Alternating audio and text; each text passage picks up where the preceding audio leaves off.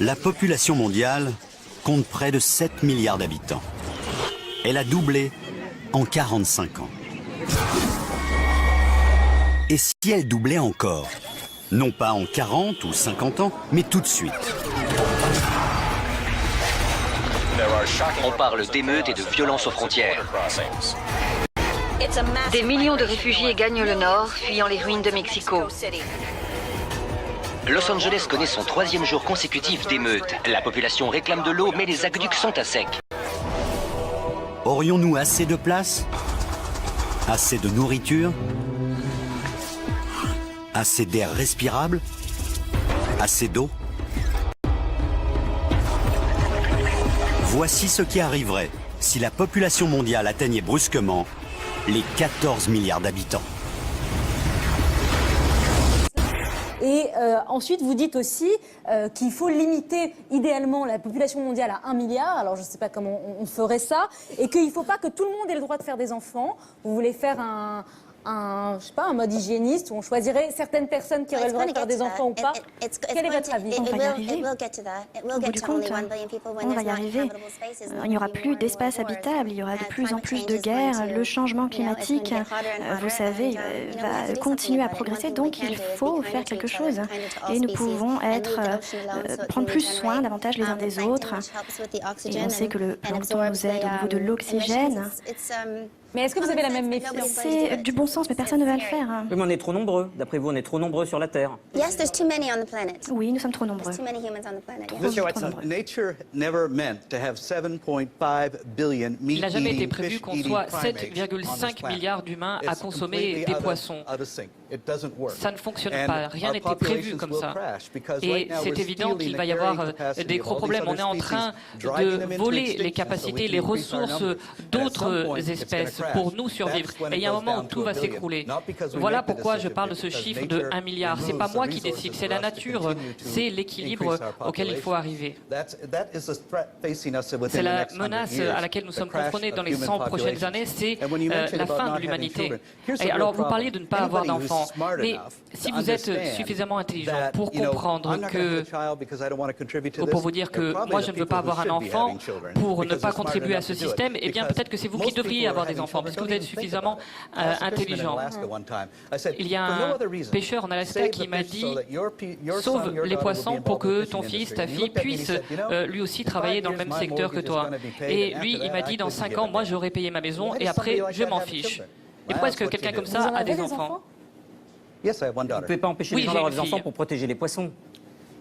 Non, mais je pense que si vous voulez un enfant, il faudrait avant tout suivre un cours pour devenir un parent responsable, recevoir un diplôme, et là vous pouvez avoir un enfant. Mais il y a trop de parents qui ne sont pas responsables, qui ont des enfants qui sont stupides, qui ne sont pas responsables. Et c'est ça le problème de cette planète. Ce sont tous ces enfants à qui on n'a pas donné cette bonne éducation, suffisamment d'amour. On a 6 milliards d'habitants avec des centaines de millions de gens qui se baladent. Et ce problème-là, cette surdémographie-là, va faire exploser les nations européennes. C'est ça la vérité. On n'est plus dans un schéma normal avec une immigration normale qu'on intègre, qu'on assimile gentiment au fil du temps. Il y a 6 milliards de gens sur la planète.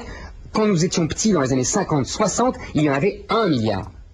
Thomas Malthus est un économiste britannique de l'école classique, comme David Ricardo qu'il rencontre en 1811. Par la suite, les deux hommes vont devenir amis et s'entretiennent et échangent une correspondance qui les verra s'influencer et s'opposer réciproquement. Malthus est né près de Guildford le 13 février 1766 et est mort à Bath le 29 décembre 1834. En plus d'être un économiste, il est aussi pasteur anglican. Malthus est principalement connu pour sa théorie de la surpopulation. Il y prédit que sans frein, la population augmente géométriquement, c'est-à-dire 2, 4, 8, 16, 32. Tandis que les ressources, elles, augmentent arithmétiquement, 1, 2, 3, 4, 5. Cela doit fatalement entraîner une catastrophe. Vous pouvez le voir sur ce graphique. La population augmente géométriquement et la production de nourriture augmente arithmétiquement. Il arrive donc à un moment où on ne peut plus nourrir la population. Malthus conclut donc qu'il y a un caractère inévitable aux catastrophes démographiques. La seule façon de limiter ces catastrophes, c'est de limiter la croissance de la population. Pour limiter la croissance de la population, Malthus préconise une régulation volontaire des naissances qu'il appelle la contrainte morale. Les couples, en retardant l'âge du mariage et en pratiquant la chasteté jusqu'à celui-ci, n'auraient que le nombre d'enfants qu'ils sont certains de pouvoir entretenir. Mais Malthus ne s'arrête pas là. Il prône aussi l'arrêt de toute aide aux nécessiteux parce que cela les pousse ou les aide à se reproduire et à avoir de plus d'enfants qu'ils ne devraient. Il faut d'abord l'explosion démographique. Elle est facteur de panique et pourtant c'est une idée fausse. C'est une idée fausse parce que si nous étions 7 milliards 400 millions d'individus en 2016 sur notre planète, on nous dit qu'on va être 9 milliards en 2050. Or, depuis 1960, nous assistons à une décélération. En 1950, il y avait une fécondité de 5 enfants par femme. En 2015, la fécondité a baissé pour atteindre 2,5 enfants par femme. On assiste à une décélération de la natalité qui est due à ce que les démographes appellent la transition démographique. De quoi s'agit-il? C'est le fait de constater que moins il y a de mortalité chez les enfants en particulier, les adolescents, et moins, d'une manière naturelle, il y a d'excès dans la natalité. Si la mortalité infantile diminue, la natalité, le taux de natalité diminue lui aussi. Et d'ailleurs, on le voit bien en Europe. Depuis 1970, notre fécondité européenne est en dessous du seuil de remplacement. La majorité, et alors là on entre dans l'effrayant, la majorité des hommes et des femmes pourraient perdre à terme leur valeur économique et sociale. C'est-à-dire, ils ne serviraient plus à rien. Et dans une interview, vous avez dit le risque est grand de voir apparaître une nouvelle classe sociale, les inutiles, des gens qui ne servent plus à rien. D'abord, c'est peut-être possible, mais qu'est-ce qu'on fait d'eux? Qu'est-ce qu'on ferait d'eux dans ces cas-là?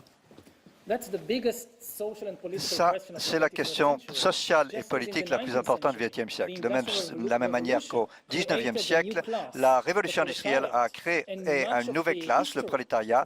Pendant la plus grande partie de l'histoire du siècle qui a suivi, on s'est demandé qu'est-ce qu'on va faire du prolétariat. Au cours du XXIe siècle, cette nouvelle révolution crée une nouvelle classe de personnes inutiles, non pas du point de vue de leurs parents ou de leurs enfants, mais du point de vue des systèmes économiques, sociaux et politiques.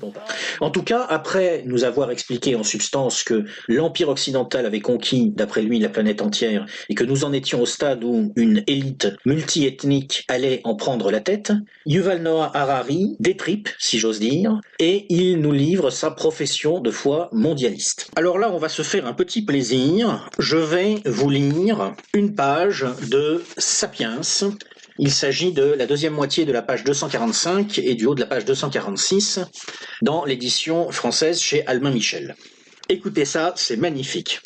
Depuis l'an 200 avant notre ère environ, la plupart des hommes ont vécu dans des empires. Il paraît probable qu'à l'avenir aussi, la plupart des hommes vivront dans un empire. Cette fois, cependant, l'empire sera réellement global. La vision impériale d'une puissance dominant le monde entier pourrait être imminente.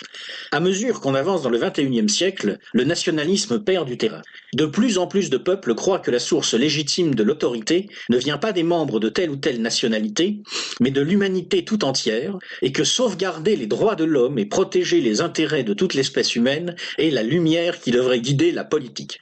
Dès lors, l'existence de près de 200 États indépendants est une entrave plutôt qu'une aide. Suédois, Indonésiens et Nigérians, méritant les mêmes droits de l'homme, ne serait-il pas plus simple qu'un seul gouvernement mondial veille sur eux? L'apparition de problèmes foncièrement mondiaux, comme la fonte de la calotte glaciaire, entame ce qu'il peut rester de légitimité aux États-nations indépendants. Aucun État souverain ne résoudra seul le problème du réchauffement climatique. Le mandat céleste des Chinois a été donné par le ciel pour résoudre les problèmes de l'humanité. Le mandat céleste moderne sera donné par l'humanité pour résoudre les problèmes du ciel, tels que le trou dans la couche d'ozone et l'accumulation des gaz à effet de serre.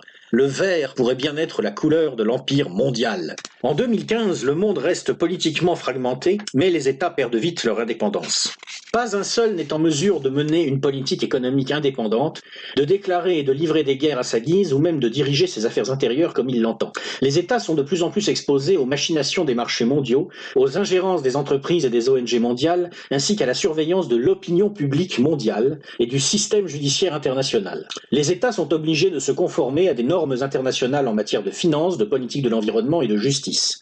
Des mouvements terriblement puissants de capitaux, de main-d'œuvre et d'information font le tour du monde et le façonnent avec un mépris croissant des frontières et des opinions des États. L'empire mondial qui se forge sous nos yeux n'a pas à sa tête un État ou un groupe ethnique particulier. Comme l'empire romain finissant, il est dirigé par une élite multiethnique et unie par une culture et des intérêts communs. À travers le monde, de plus en plus d'entrepreneurs, d'ingénieurs, d'experts, de chercheurs, d'avocats et de managers sont appelés à rejoindre l'empire. À eux de se demander s'ils doivent répondre à l'appel impérial ou rester loyaux envers leur État et leur peuple. Ils sont toujours plus nombreux à choisir l'empire. Fermer le banc, c'est magnifique. Après, Al Gore, dans ça, a été un des premiers, dans ses livres, dans ses ouvrages, dans son œuvre. Et c'est lui, Al Gore, qui, disons, directement ou indirectement, promeut une Greta Thunberg qui ne s'aperçoit pas du tout ce qu'on veut faire d'elle. Donc ça, c'est ce que j'ai appelé les gens qui veulent passer à une forme de fascisme financier. Ça, c'est ce qu'on a déjà développé dans une vidéo précédente. Oui, mais le plus intéressant, c'est pas ce qu'on a développé. Le plus intéressant, c'est que c'est maintenant le Guardian en Angleterre qui parle de fascisme. D'écofascisme. Écofascisme. Le Guardian, c'est le Washington Post, et c'est Mother Jones aux États-Unis. Donc c'est une chose qui devient sur la table, tellement le risque est grand, et là on commence à avoir peur, il faut basculer dans ça, et ça va faire un changement dans les gens. Les gens ne penseront plus en termes de travail humain, en termes de ressources, en termes de long terme, ils penseront en termes de leur désir immédiat, en termes de l'immédiateté, et pas le long terme. Et là, qui aura l'avantage? Les Chinois, qui eux pensent à long terme, à 50 ans. Donc, oulala, il faut faire quelque chose. Et c'est pour ça que même certains milieux occidentaux qui ont été dans les spéculations financières ont peur. Alors, on a un problème, je dirais ça pour finir, on a un problème, c'est que les gens qui sont contre ce que j'appellerais un fascisme financier, d'autres l'écofascisme, l'économie verte, ces gens qui sont contre sont très souvent eux-mêmes des libéraux financiers, des adeptes d'Hayek, voire de Milton Friedman, qui eux ne font pas la différence entre le financier et n'ont pas une vision de l'économie réelle, l'industrie. Ils n'ont pas une vision de l'économie réelle. Donc on a ce faux débat entre... Ils n'ont pas un sens d'inclusivité dans l'économie, en fait, de permettre de faire vivre tout le monde. Ils ont bénéficié du financier et ils veulent continuer à en bénéficier. Donc on a ce faux débat qui s'est mis en place entre d'un côté le plus dangereux dans l'immédiat, c'est-à-dire cet écofascisme dont on parle, et qui est bien alimenté par des milieux financiers. Alors il y en a qui veulent faire un bénéfice immédiat très grand, ce qu'on appelle en anglais la financial bonanza. Ceux-là, c'est ceux que j'ai nommés et qui veulent faire adapter l'économie financière à cette transition écologique.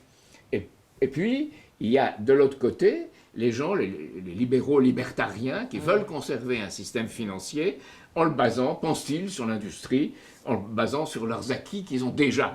Et on voit au fond de tout ça une ignorance complète de ce que peut être une économie. Parce si on le veut, l'économie du futur, c'est la fusion thermonucléaire contrôlée, c'est la forme d'énergie la plus productive.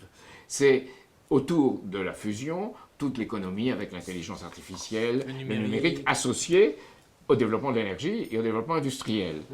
Et pour y arriver, ça prend 20, 30 ans. Certains disent plus. Si tant est qu'on y arrive, tout le monde n'y croit pas forcément d'ailleurs. Si tant est qu'on silence déjà. Si tant est qu'on silence. On a dit on va le faire, mais on le fait jamais. C'est comme le fameux opéra, là, ils arrivent jamais. Donc, bon. Mais en attendant, on ne peut pas démanteler le pétrole, démanteler le charbon. Un jour, oui, on passera à autre chose, mais on ne peut pas le démanteler en disant tout ira bien, on démantèle tout ça et tout ira bien. Non. Et c'est là que tous ceux qui sont en place se disent, voilà, prenons le pétrole et le gaz de schiste aux États-Unis. C'est plus rentable. Ça n'a jamais été. Physiquement, c'est une aberration. Donc, ça a bâti un empire. Maintenant, cet empire ne peut plus rapporter dans l'état de l'économie actuelle. Donc, comment on va faire? On passe à autre chose, on passe au vert. Et on passe là où ça pourra rapporter. Et ça suppose une transition écologique qui ne peut pas soutenir un développement de l'espèce humaine. D'où les plus extrêmes sont clairement malthusiens, enfin pas seulement les plus extrêmes d'ailleurs. Vous avez James Meadow qui était toutes les évaluations pour le Club de Rome, et d'autres disent tous, ce qu'on va faire, c'est on va accepter quand même qu'il y aura une forme de transition autoritaire, dans lequel il faudra que la population baisse. Et même, certains ont parlé de faire des droits de procréer, et je veux bien croire que ce sont des extrémistes, et ça en sont, mais c'est un non-dit qui est derrière tout ça, le malthusianisme, hein, une réduction de la population, et systématique, voulue, et ils disent qu'il faudra des droits de procréer, certains extrémistes disent, et surtout dans les pays du Sud, qui sont les plus dangereux. Et moi-même, j'étais dans un Rotary Club récemment, où les gens ont dit, mais le vrai problème, c'est la démographie, regardez ces pays là-bas, ils font trop d'enfants. Alors, en Algérie, c'est faux, on est passé de 6 à 3 depuis 40 ans, 40-50 ans. Et l'Algérie est un des pays où il y a encore des naissances. Ben, les gens m'ont dit, ah non, avant, sur les 6, il y en a 3 qui mouraient, maintenant il y en a 3 qui survivent, c'est la même chose. Voilà l'état d'esprit, ça manque l'état d'esprit, même au rang de notable, bourgeois, d'un certain niveau, ça montre que ça... Oui, ça contamine tout le monde. C'est terrible. Et c'est ça qu'on veut dénoncer, dénoncer inlassablement. Ce qui montre les limites de la théorie de Malthus, c'est que la population mondiale est estimée à 1 milliard de personnes au moment où Malthus écrit ses livres, et qu'elle est aujourd'hui 7 fois plus élevée. En fait, Malthus n'a pas vu la révolution industrielle qui venait juste de démarrer quand il a écrit ses livres, et il ne comprend pas les conséquences de celle-ci. Grâce à de nouvelles ressources comme le charbon ou le pétrole, et à des progrès techniques, l'explosion démographique n'est plus limitée par les ressources agricoles. Ainsi, en France, la population a pu doubler en 200 ans, passant de 30 millions en 1810 à 62 millions en 2010. Dans la même période, la proportion des agriculteurs dans la population active a chuté de 67% en part de la population active en 1789 à moins de 5% de nos jours, et cela sans créer de famine. C'est un trait général chez les malthusiens. Ils prennent une situation actuelle en déséquilibre, puis prolongent les courbes sur 100 ans sans tenir compte du progrès technique, ou d'autres externalités, et ils obtiennent des catastrophes. Il est en effet bien accablant que de voir les ravages de son erreur, tout à fait cruciale de son principe sur la population. C'est que Malthus est un pessimiste. L'idée que la créativité, l'imagination donnent des résultats illimités ne l'effleure pas. La question essentielle, c'est de comprendre que le débat Malthus-Marx, c'est pas quelque chose de périphérique qui survient comme ça parmi d'autres questions. C'est un débat central.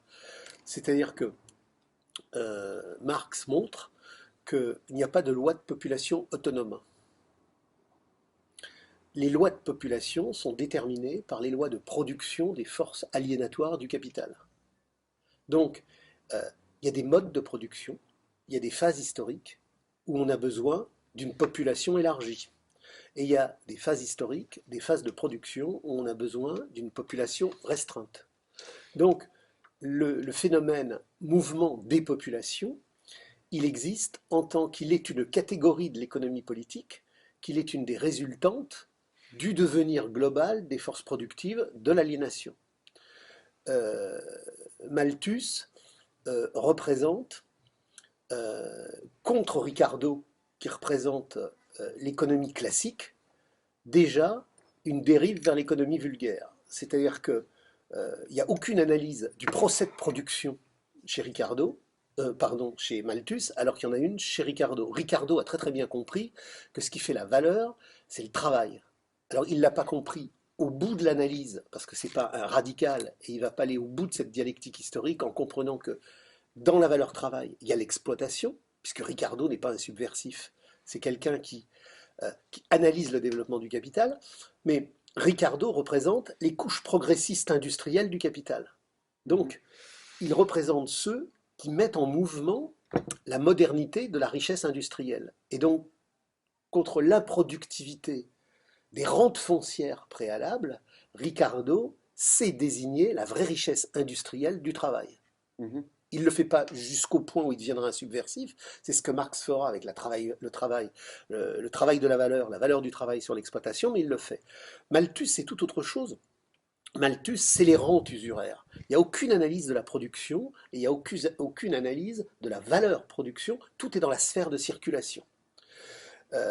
Toute analyse de la valeur ou toute analyse de la crise qui ne va pas au fond de la production, on reste à l'écume des choses dans des problématiques de circulation. Pourquoi y a-t-il une crise? Il y a une crise parce qu'il y a un décalage entre l'offre et la demande. N'importe quel crétin universitaire aujourd'hui ou n'importe quel couillon sur YouTube vous dit consommation, distribution, c'est-à-dire que la crise c'est un déséquilibre. Marx dit la crise, ce n'est pas un déséquilibre. La crise, c'est le rapport contradictoire, travail vivant, travail mort, avec la problématique essentielle, la problématique ontologique de la baisse du taux de profit. Malthus n'a pas d'analyse historique. C'est le présupposé d'une classe rentière, usuraire en Angleterre, qui est dans l'incapacité, pour légitimer son pouvoir, d'entrer dans le cœur du cœur la loi radicale de la valeur travail.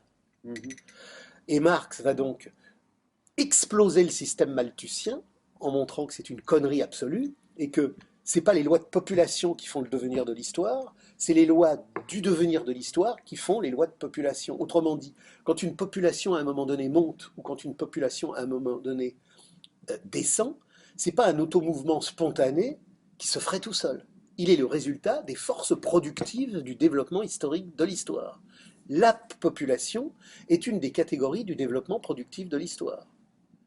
Quand la population va se raréfier dans l'Empire romain, c'est pas parce que, entre guillemets, il y a des lois de population. C'est parce qu'il y a une décomposition de la rente foncière romaine qui va décomposer les lois de progression démographique. Et quand on en arrive maintenant au Capital, Marx, toujours articulé sur le Capital, le 6e chapitre inédit, va positionner les lois de progression des forces productives et à partir de là, poser en quelque sorte l'identité caractéristique de toutes les phases du capital. Le capital a deux grandes phases dans l'histoire. Il a une phase de domination formelle et il a une phase de domination réelle. La domination formelle, c'est quand le capital n'est pas encore lui-même et qu'il est encore extrêmement dépendant des formes antécédentes. C'est un mode de production qui n'est pas homogène et qui n'est pas encore lui-même dans la pureté achevée de son lui-même. Et il y a la domination réelle qui intervient à partir de la Première Guerre mondiale où le capital se débarrasse de toute son antériorité et il devient l'économie monde du monde de l'économie de la marchandise en mouvement. Et donc Marx dit, sans faire une analyse critique du mode de production despotique, oriental, les sociétés tribales africaines, on voit que ces sociétés ont des lois de population en fonction des déterminismes, des spécificités de leur mode de production. Donc il n'y a pas, contrairement à ce que dit M. Malthus, pour légitimer l'angoisse de la classe dirigeante qui veut restreindre la population, c'est-à-dire les gens là, pourquoi ça va si mal, c'est parce qu'il y a trop de monde. Non. Il y a du monde parce que les lois de développement de l'aliénation font qu'à un moment donné, il y a une explosion démographique. Mais l'explosion démographique, elle n'est pas un en soi qui s'autoproduit. Il y a un côté d'ailleurs qu'on peut appeler eschatologique chez Malthus. C'est un pasteur d'ailleurs, c'est un esprit religieux. Et pour lui, dans une tradition qui est beaucoup plus ancienne que lui, dont je pourrais aussi parler, quelque part, quand la Terre sera entièrement peuplée, comme il est dit dans les Écritures, la fin du monde arrivera. Donc il est encore dans cette vision que la Terre un jour doit être entièrement peuplée. Mais ça se fait dans le malheur, parce que sans arrêt, il y a une pression des subsistances qui limite la croissance de la population. Et Bosrup, elle, au fond, eu la théorie inverse, avec l'argument suivant, c'est que quand la population s'accroît, les modes de culture changent. Par exemple, au lieu de la jachère longue, on va passer à de la jachère courte, puis des cultures qui seront avec assolement biennal, puis triennal, puis des cultures permanentes, puis des cultures irriguées, mais qu'à chaque fois, on va être obligé de travailler plus. Donc il y a un côté qui est, quand on est au début, les cultures longues sur brûlis, alors Esther Bosrup donne de vagues estimations, mais c'est de l'ordre de 2 heures de travail par jour.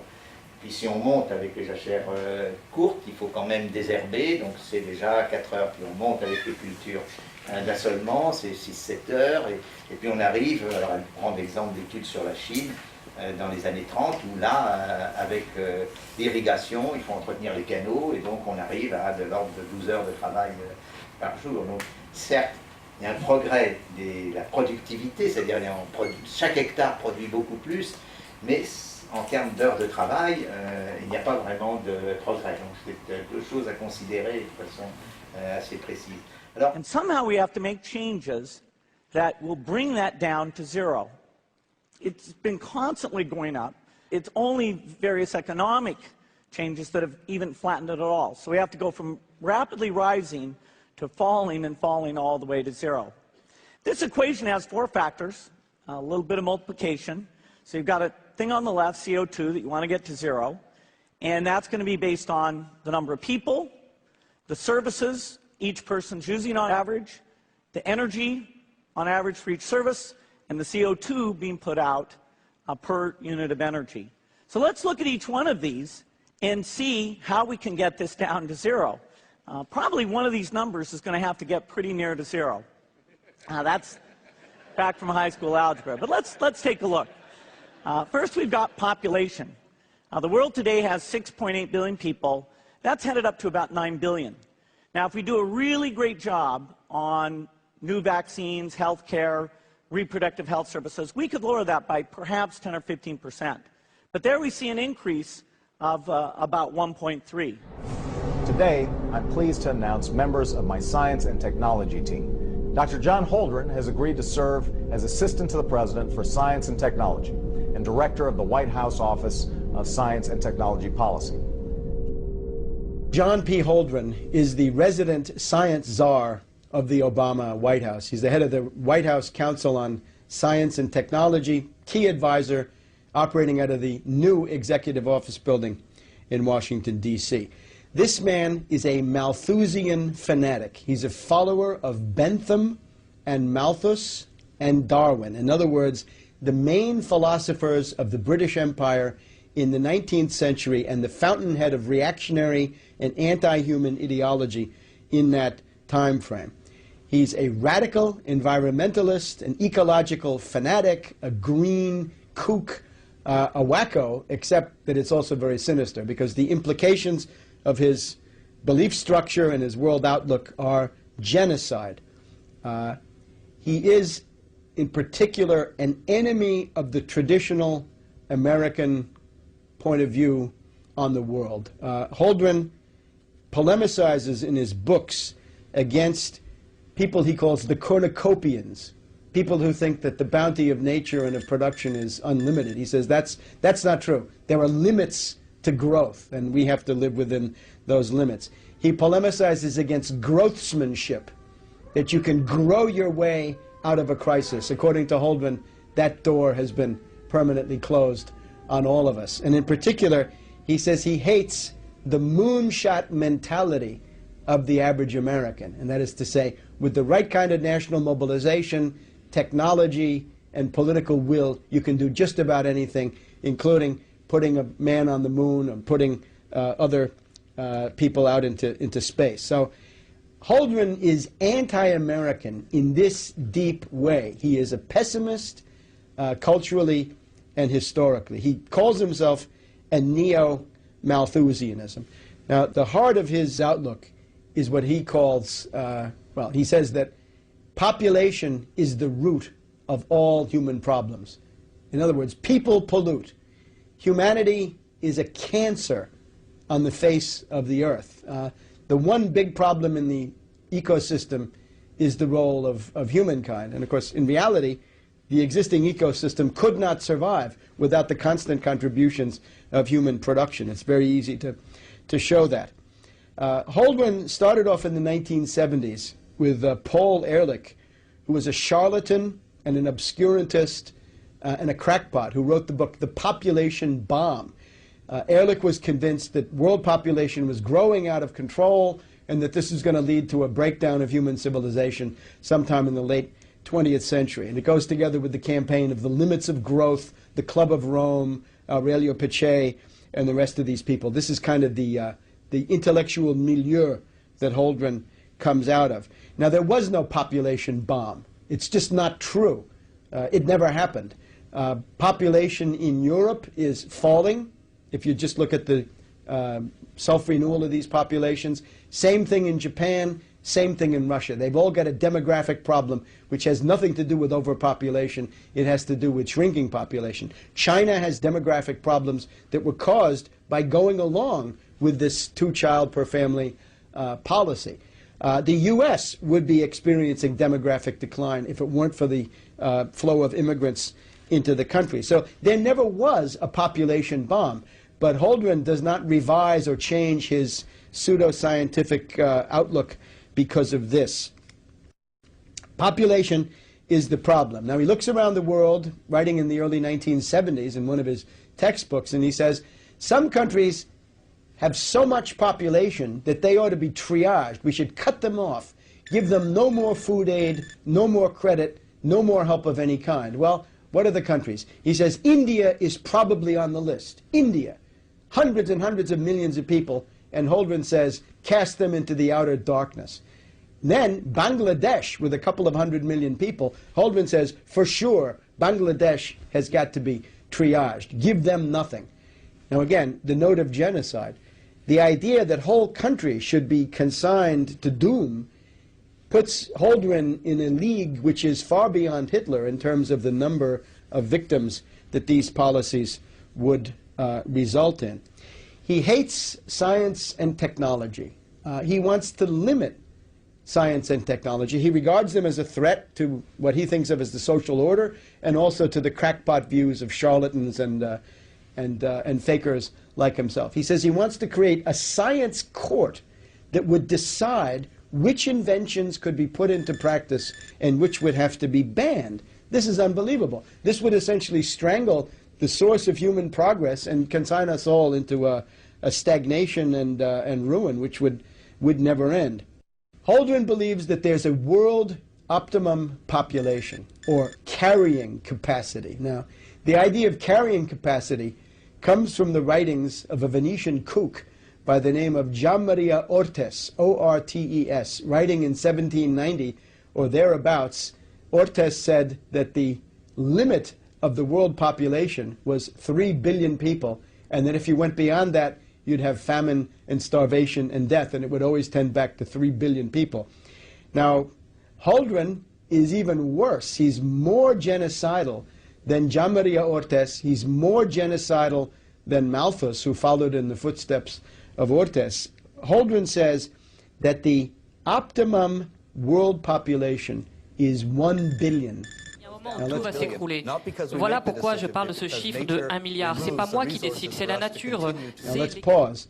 At the time Holdren wrote that, the world population was already 4 billion. Today, if you say the optimum population is 1 billion, it would mean that more than 5 billion would have to go. And again, these are orders of magnitude that Hitler, Stalin, and Mao never dreamed of. Only in the mind of fanatics like Holdren do we get genocide of these proportions. Une des solutions de lutter contre une fausse écologie qui finalement promeut la mort de l'homme. C'est ce que les Anglais appellent l'anti-life mentality, la mentalité contre la vie. L'homme étant un prédateur qu'il faut abattre pour finalement instaurer la déesse nature. C'est tout le problème d'un néopaganisme, en quelque sorte, qui est véhiculé par bien des écologistes. C'est aussi la lutte pour la dignité humaine, en supprimant la stérilisation obligatoire des hommes ou des femmes, en montrant que l'homme et la femme trouvent leur dignité en coopérant à la transmission de la vie. Lutter contre ce refus des riches qui ne veulent pas affronter les vraies causes du sous-développement et qui ne veulent pas partager.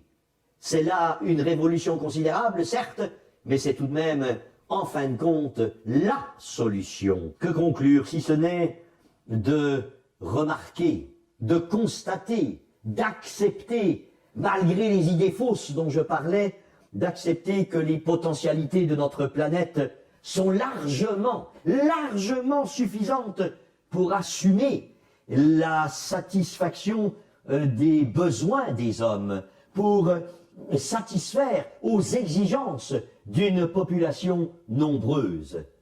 De toute façon, cette population, nous le voyons bien, tend à se gérer, tend à, par ce principe que nous appelions au début de cet exposé la transition démographique, qui fait qu'il n'y a pas péril en la demeure, qu'il faut être attentif, certes, que les problèmes sont complexes, certes aussi, mais que finalement, eh bien, la planète peut nourrir ceux à qui nous donnons la vie.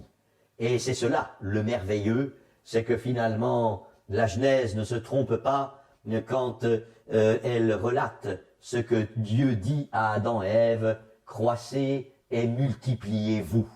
Il y a là rien qui soit utopique, il y a là la stricte vérité. Oui, la planète nous permet de croître et de nous multiplier. Cela pour la grande joie de tous, dans la mesure où l'on élimine le profit, l'argent, l'égocentrisme, l'égoïsme, l'individualisme qui ruinent véritablement nos sociétés. Oui, ce qui est important en démographie, c'est le capital humain, c'est l'homme.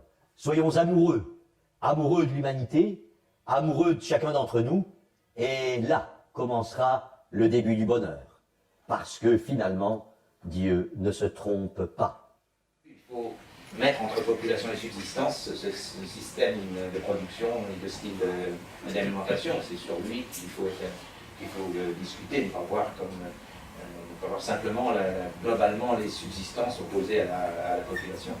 Je vais terminer par une toute petite chose, parce que c'est une question qui a été posée récemment. Est-ce qu'on pouvait définir, vous savez qu'il y a eu une déclaration de 14 000 scientifiques, quelque chose comme ça, c'était essentiellement des biologistes, elle avait été publiée dans Le Monde, et il y avait 14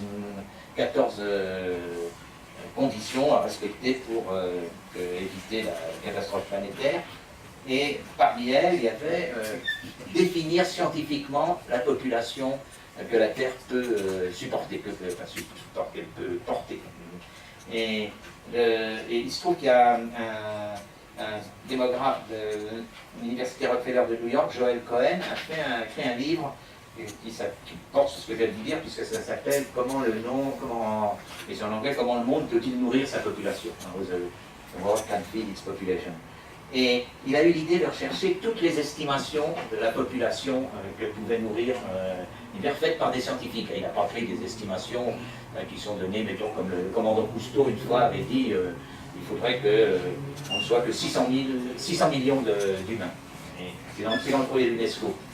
Et on avait demandé, la question suivante était, mais comment faire pour revenir à 600 millions? Il avait dit, il n'y avait pas de moyens. Alors là, vous avez l'idée plus ancienne, c'est le Van Hook. En même temps, il y en a une qui n'avait pas mis d'ailleurs, j'ai mis Petty, je vais rajouter, parce que Petty, c'est au XVIIe siècle. Van Hook, c'est l'inventeur du microscope, puis aussi celui qui a premier observé les spermatozoïdes.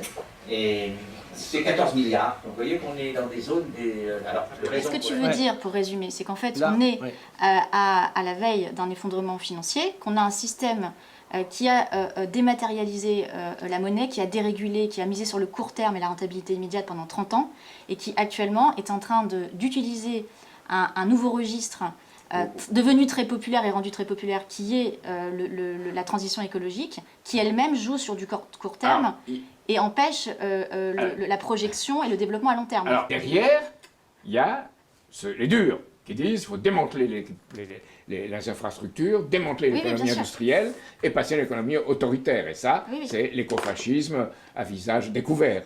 Mais à visage couvert, opérant une transition vers cela, il y a toute cette politique qui ne crée pas les ressources suffisantes pour créer la base d'un développement de la population future, un développement du monde futur. C'est no future. No future. No future. No future.